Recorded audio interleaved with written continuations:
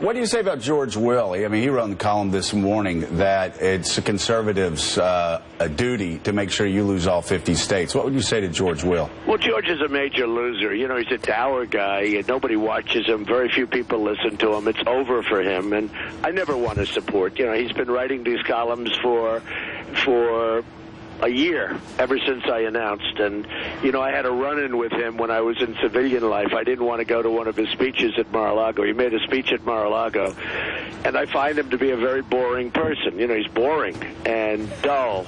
And I didn't go to the speech. You know, there was no reason. I never thought I'd be in politics. I never thought I'd be running. This was 10 years ago. He was at Mar-a-Lago giving a speech. And I said, I just don't want to go. And he wanted me to go. And I just, you know, it was one of those things. I had something else to do. So you think he's holding a grudge? He never forgot it. Yeah. And he's a nasty guy. You know, he's a very nasty guy. Yeah. But I have to tell you this. Nobody reads him. He has no influence. If he had influence, I wouldn't be talking to you right now, Joe, because, look, let's face it. I mean, the guy writes a bad column every time he writes a column. I don't know how often he writes them. I don't really know. But and the other thing you mentioned, and not only George Will, there are some others. You look at this guy, Krauthammer, all he does is bash me.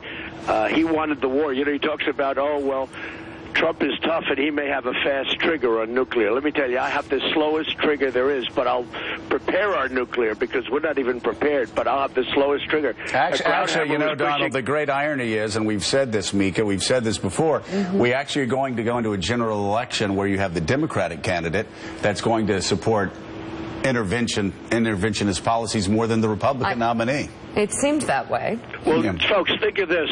A guy like Krauthammer, I watched him last night, and he was talking about Trump would be maybe very quick temperamentally. He's the one that was pushing for years the war in Iraq, which was a total disaster, and I didn't want to do it.